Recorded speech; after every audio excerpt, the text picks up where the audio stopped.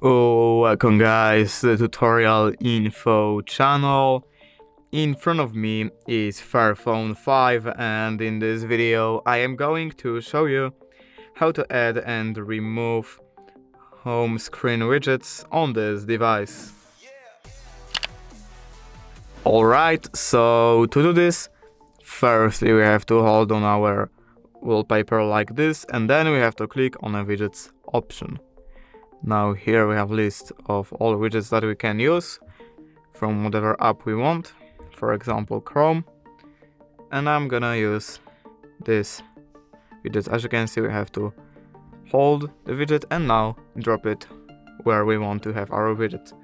And to remove this widget we have to hold on it and drop it on the remove, like here.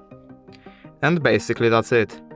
If you did enjoy this video, leave a like and subscribe.